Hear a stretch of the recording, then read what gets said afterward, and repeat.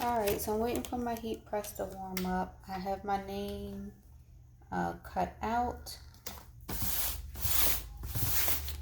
and I am putting my images on.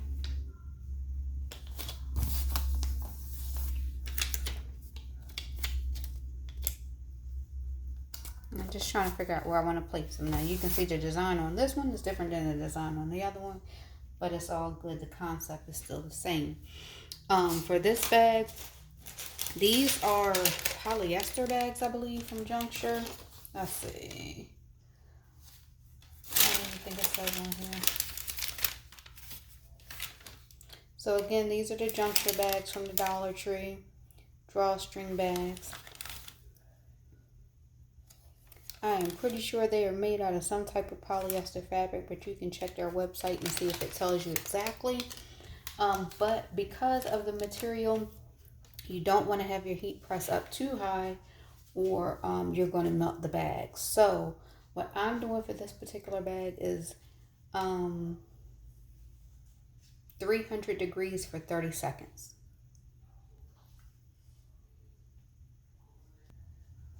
Alright, now I'm putting some parchment paper over the top just to protect the bag, because I don't want it to accidentally melt if the heat press touches the bag. Again, I'm going 300 degrees for 30 seconds. I'm just putting that on and letting it go. Now it's been 30 seconds. This is Caesar vinyl. So I'm going to let it cool for a second and then I'll peel. Now while you're waiting for it to cool, you can cut your ribbon. My ribbon came from the Dollar Tree, and it is the 5/8 inch ribbon. Is 18 feet.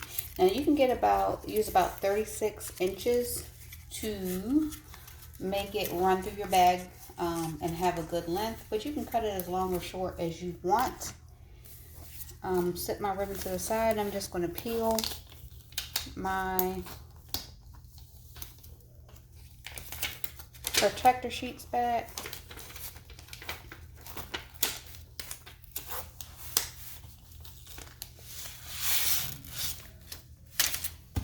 So there you go. So now you have the bag. The next thing I'm going to do is just run a string, run the ribbon through the bag. And so to do that, I got some safety pins. And so if you've never done this before, what you do is open up your safety pin and run it through one end of your ribbon. You can trim off your ribbon better than this, but you just want to run it through your ribbon. Some people like to cut their ribbon on an angle, or even like burn the tips of their ribbon so it doesn't fray, or you can even use something called fray check to keep it from unraveling on you. But there are two parts on each side of the bag. I want to run it through one end all the way through the other end and back. So you're basically making a U shape when you do this. So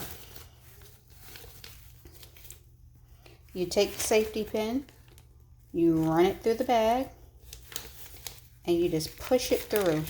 And you pull it, you kind of push and pull. You push it, and then you pull it through, and then you cinch it along, push it, and pull it through. And you do that all the way until you get to the end. And then when you get to the end, you're going to pull it back through this end. Alright, so I've gotten it through this first end by doing just what I told you to do. And now, as you see me doing, you're just going to push it right through the other end and do the same thing until it comes out on the other end. Now, mine is pulled all the way through. You can take this ribbon off, this safety pin off. If you have any trouble with this like I just did, you can just cut the end of that ribbon down to snip that little piece off. And again, like I said, you could burn it, you could use fray check, you could do whatever, just to make sure it looks like you want. And then here is, I don't want to turn you guys around, I'm sorry. Here is the final outcome of the bag. So there you go. Trying to make sure you're up high enough so you can see. So that's the final outcome of the bag. The main thing is 300 degrees, 30 seconds. And taking the strings off and running it through the bag. Now you can see this looks, hopefully, this looks different than what we started out with. We started out with just the regular Dollar Tree bag. And now we have a cute little sack that can be used for the holidays. So I hope this helps somebody. Remember to like, comment, and subscribe.